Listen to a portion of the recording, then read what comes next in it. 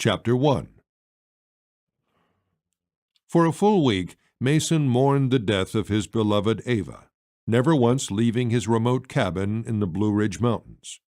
He used the seclusion to reflect not only on the short time they had shared together, but also on the revenge he had exacted on those responsible. With Agent Sparks and his murderous soldiers dead, there was little vengeance left in Mason's heart. Revenge was a fire that burned hot, but once satisfied, it quickly faded, leaving only painful memories in its wake. That wasn't to say that he had forgotten about General Hood. On the contrary, Mason understood that it was his duty to ensure that General Hood and President Pike, should he be involved, paid for their deeds. Before justice could be dished out, however, there was still much to be learned. He had discovered from Jack Atkins, a prepper who spent much of his time on the amateur airwaves, that General Hood was currently serving as the head of Special Operations Warfare. That meant that Hood worked closely with the highest levels of government. It also helped to explain how he might have had access to chemical weapons and tactical teams to do his bidding. What it didn't explain was why he had ordered a sarin gas attack on the Federal Law Enforcement Training Center in Glencoe, Georgia. Neither did it offer insight into why his jackbooted thugs were tracking down the late president's daughter, Samantha Glass. Those answers would have to come from General Hood himself. Unfortunately, Jack had been unable to find anyone who knew of the general's whereabouts. President Glass and other high-level officials had fled Washington shortly after the Superpox 99 virus hit, and it was anyone's guess where they'd gone to ground. No one in the administration had yet to broadcast where the government was being stood back up, nor was there a good reason for them to do so. Telling a nation of needy people where their well-fed leaders were hiding was all but inviting an uprising. Mason's only connections to General Hood had been Agent Sparks and the mercenary Nakai, both now dead by his hand. Nakai had confessed that he intended to deliver a shipment of military rifles to Lenny Bruce, the leader of a large militia in Lexington, Kentucky. From Nakai's account, it sounded as if General Hood was a traitor working against the government, but his motives remained unclear. Agent Sparks had also admitted that Hood had been behind Ava's murder, albeit indirectly, as part of their hunt for Samantha. Despite Mason's many unanswered questions, the next logical step seemed rather obvious. He would need to find Lenny Bruce and convince him to shed light on his arrangement with General Hood. Perhaps Lenny could even lead him to the general, or at the very least, help to lure the man out into the open. While it wasn't quite yet a plan, it was a reasonable next course of action, and for now, that was enough. Mason had always believed that in the absence of a strategy, it was best to stay on the move, putting one foot in front of the other until things became clear. Mason awoke to the morning sun spilling in through the cabin's bedroom windows like rays of pure gold. Bowie, his loyal Irish wolfhound, lay curled up on the floor, staring up at him with one blue eye and one brown eye. You let me sleep for a change." Bowie had a bad habit of waking Mason in the night, whining to get on the bed. Given the dog's enormous size, however, sharing the double bed was all but impossible. A loud knock sounded on the cabin's front door. Before Mason could say a word, Bowie took off into the living room, barking. Mason sat up and reached for his Wilson Combat Supergrade. The worn wooden grips felt smooth, almost as if they had been molded to perfectly fit his hand. Having saved his life more times than he could count, Mason now considered the .45 caliber semi-automatic pistol to be one of his most prized possessions. He swung his feet over the edge of the bed and began to dress. Before he could finish, the knock sounded for a second time. "Marshal, you in there?" Mason recognized the voice as that of Vince Tripp, his friend and fellow lawman from the small town of Boone. "Give me a second," he hollered back. Hearing the two men talking, Bowie stopped barking and looked back at Mason impatiently. "You give me a second, too." Once he had his clothes on and hair generally smoothed down, Mason went into the living room and peered out through the front window. Vince and a striking young woman stood on the porch. Vince's sheriff's cruiser sat in the drive next to Mason's black Ford F-150. His pistol remained holstered, and he didn't appear to be under any duress. The woman was probably close to 30, trim but not to the point of being scrawny. She had long red hair pulled back into a ponytail and a few freckles dotting her face. She was dressed in khaki hiking pants, a light denim shirt, and trail boots. As far as he could see, she was unarmed. Mason stuck the supergrade in the back of his waistband and eased the door open. Bowie immediately pressed his way through and began scrubbing against Vince, whining for attention. Vince bent over and stroked the animal's head. "You ever pet this dog, Marshal?" "I try not to spoil him." Vince laughed and extended his hand. "It's good to see you again." Mason shook it and offered a friendly smile. "And you, my friend." He turned to find the woman staring at him, clearly sizing him up. "Ma'am," he said, nodding to her. She pressed her lips together and returned the nod. Mason turned back to Vince. "What brought you out my way?" Vince gave Bowie one final pat on the side before the dog took off around the cabin to relieve himself. "Mind if we come in?" Mason looked back over his shoulder as if to make sure the cabin was suitable for visitors. It looked like it always did, cozy but stout enough to take anything Mother Nature might throw at it. He swung the door open and stepped aside. "Make yourselves comfortable," he said, motioning toward the couch. "Either of you want a cup of coffee?" Vince and the woman both nodded. Mason went to the kitchen, poured a pot of water into the coffee maker, and switched the unit on. It began humming as electricity flowed from a small inverter wired to a car battery sitting on the floor. "I thought you had a fancification generator up here," said Vince. "You mean gasification?" "Whatever," he said with a chuckle. "All I know is it sure looked fancy enough." "That it is, but the burn box has to be refueled each morning. The inverter here helps me to get by until I can fire it up." "Lord knows we sure appreciated that little setup down in Boone. We've come a long way since then, eh, Marshal?" Mason smiled, but it quickly faded. Even the mere mention of Boone reminded him of Ava. Her passing had extinguished a light in a world that was already dangerously close to being overrun with darkness. He fought off the melancholy. The time for mourning was over. Survivors had to pick up the pieces and move ahead. There was no other way. "Coffee will be ready in a few," he said. "Make yourselves at home while I get cleaned up." It was a long drive from Boone to his cabin, so Mason figured there was no need to rush into any sort of discussion. A few minutes more probably wouldn't make much of a difference. He grabbed a set of fresh clothes and went into the cabin's small bathroom. The shower was still hot from water in the boiler, and when he came back out he looked and felt more like his old self. He poured everyone a cup of coffee before sitting in a rocking chair across from his guests.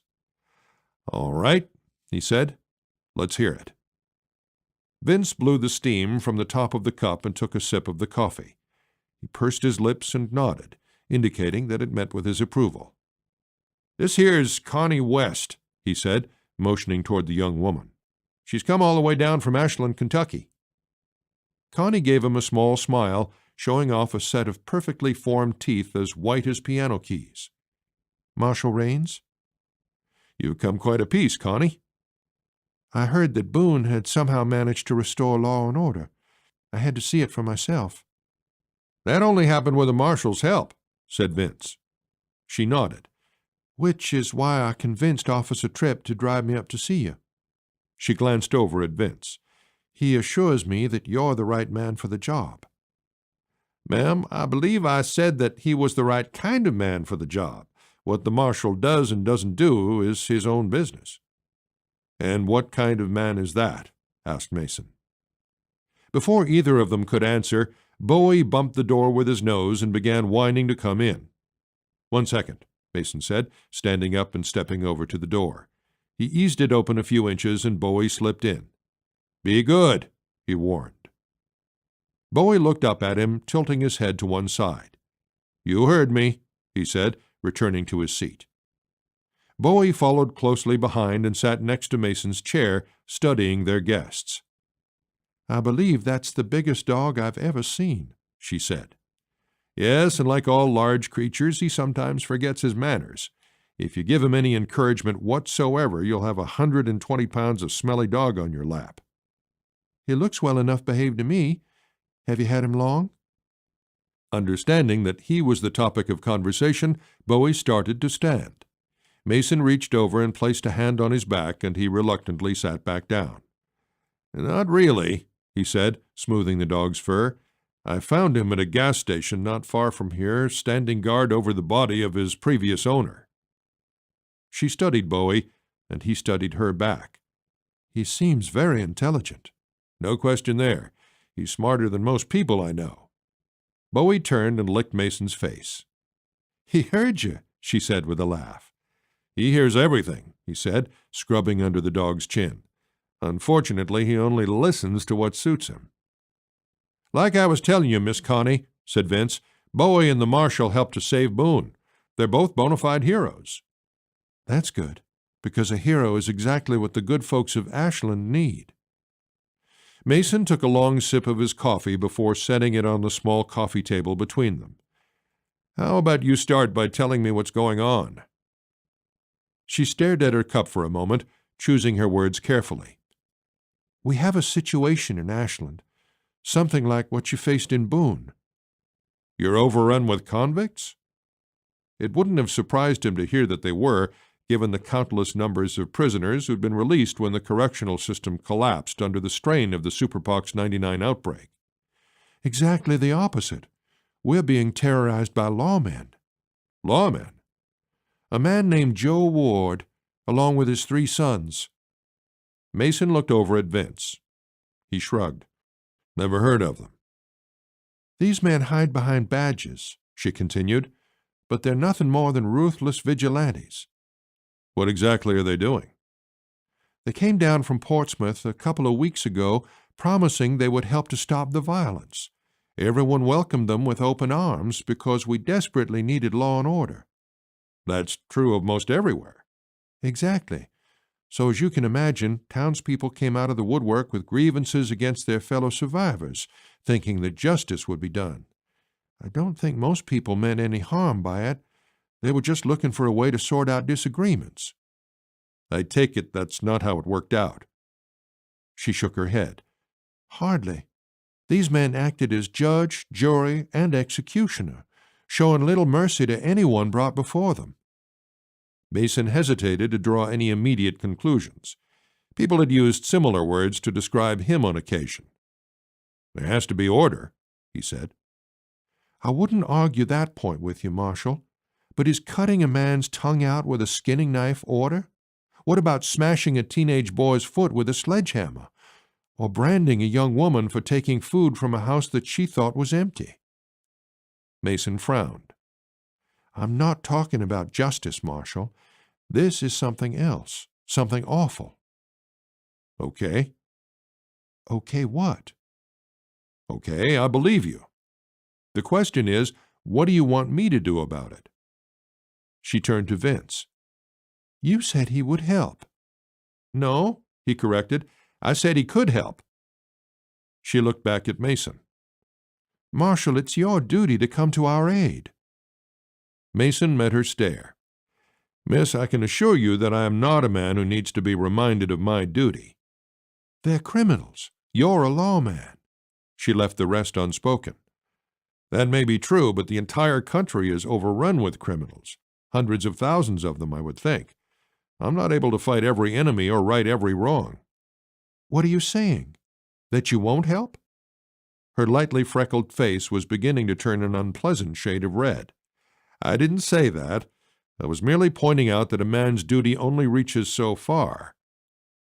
What he didn't voice was the reason for his reluctance. He couldn't allow anything to get in the way of finding General Hood. Every soldier knew the importance of completing one mission before taking on another. While her cause certainly seemed worthy enough, he had an even greater one already set before him. "You'd rather sit here in your cabin and drink coffee than rescue a town being tormented by the worst of men?" "I didn't say that either." A thought came to her, and with it a grin that was anything but kind. "You're afraid. That's it, isn't it?" Vince scoffed. "Ma'am," Mason raised his hand. "No need." "Look," she said, "I don't mean to offend you. I came here to find a special kind of man, one who would stand up for those in need.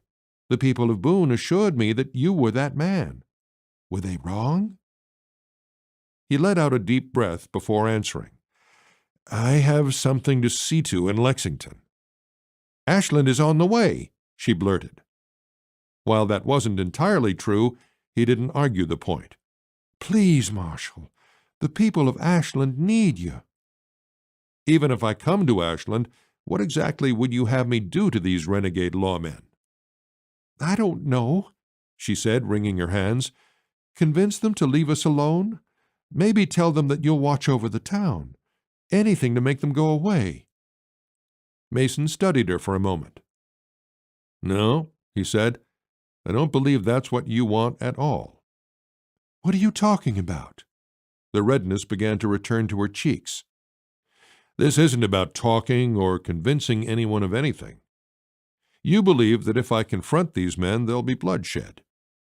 You're seeking revenge, Connie West." "And how would you know that?" "Because I can see it in your eyes as clearly as I've seen it in my own." She glared at him, but her anger slowly subsided as tears pooled in the corners of her eyes. "Fine. You're right. I do want revenge. I want it more than anything I've ever wanted in my entire life, and I will have it, I promise you." "Why?" Before she could answer, he held up a finger. "The truth this time." Rather than answer his question, Connie slowly unbuttoned her denim shirt and slid it off one shoulder. Above her left breast was a patch of flesh the size of a silver dollar, blistered and swollen, neatly burned in the shape of a 5-pointed star. Vince gasped. "It was you they branded." "Yes," she said, wiping at her eyes. "And I will see that they pay for what they did, not just to me, but to the others as well." She looked at Mason and gently rubbed her fingers over the blistered flesh. "Marshal Raines, are you the kind of man to let this go unpunished?" Mason stared at the wound, imagining the hot iron pressed against her tender flesh as she screamed in agony. Perhaps it was true that he couldn't right all the wrongs of the world, but some injustices could not be allowed to go unanswered. "All right," he said. "Let's go make this right."